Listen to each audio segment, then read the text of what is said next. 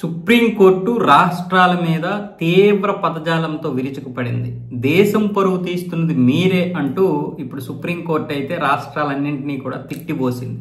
ఈ కుక్కల వ్యవహారంలో సుప్రీంకోర్టు ఇచ్చినటువంటి తీర్పు ఏదైతే ఉందో ఆ తీర్పుని ఇంతకు ముందు చాలా మంది ఈ జంతు ప్రేమికులందరూ కూడా దాన్ని రివర్స్ చేసే విధంగా చేశారు. అంటే ముఖ్యంగా ఢిల్లీలో ఉన్నటువంటి కుక్కలన్నింటినీ ఒక 3 లక్షలు 4 లక్షల కుక్కలు ఉంటే వాటన్నింటినీ కూడా షెల్టర్లకు పంపించండి అని సుప్రీంకోర్టు ఆదేశాలు జారీ చేసింది ఆగస్టులో. దాని మీద చాలా మంది ఏమొచ్చేసి అలా చేయకండి, ఇంకేదైనా మార్గం చూపండి, అవి మూగజీవాలు కదా అని చెప్పారు.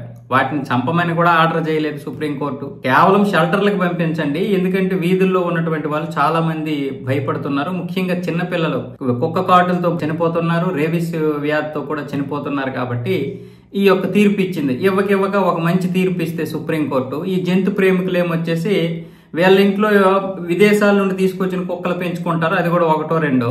వీధుల్లో ఉన్నటువంటి వారు ఎంతమంది చనిపోయినా ఈ వీళ్ళకి మాత్రం పెద్దగా పట్టదు. కానీ ఇలాంటి తీర్పులు వచ్చేసరికి మాత్రం ఒక్కొక్కడు ఆ రోజు మాత్రం స్పందించేస్తారు, తర్వాత వదిలేస్తారు. సరే, వీళ్ళందరూ జంతు ప్రేమికులు, జంతు సంస్థలు ఇవన్నీ కూడా ఆక్షేపించాయి, మొత్తం రిక్వెస్ట్ చేసాయని సుప్రీంకోర్టు ఏం చేసిందంటే కనీసం ఆ ర్యాబిస్ వ్యాధి రాకుండా వాటికి వ్యాక్సిన్ అయినా వేయండి, వ్యాక్సిన్ వేసిన తర్వాత వాటిని విడిచిపెట్టండి, వాటికి వేసినట్లుగా గుర్తులు కూడా పెట్టండి అన్న విధంగా సుప్రీంకోర్టు అన్ని రాష్ట్రాల సిఎస్లకి ఆదేశాలు జారీ చేస్తే ఒక్క రాష్ట్రము పట్టించుకోలేదు.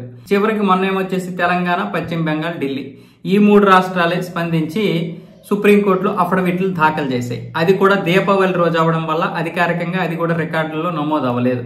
మిగతా అన్ని రాష్ట్రాలు కూడా ఒక్కరు కూడా స్పందించలేదు. 2 వారాలు అవుతుంది ఇప్పటికి. దీనివల్ల సుప్రీంకోర్టు ఏమొచ్చేసి మొత్తం అన్ని రాష్ట్రాలు కూడా ఈ కుక్కల విషయంలో పట్టించుకోకపోవడం వల్ల అంతర్జాతీయంగా మన దేశం పరువు పోయింది. ఇప్పటికే చాలా మంది మీడియా మన దేశంలో ఈ కుక్కల గురించి తప్పుగా రాస్తున్నారు. కుక్కల యొక్క సమస్యనే తీర్చలేకపోయింది భారతదేశం అన్న విధంగా రాస్తుంటే మీరేమొచ్చేసి పట్టించుకోవడం లేదు.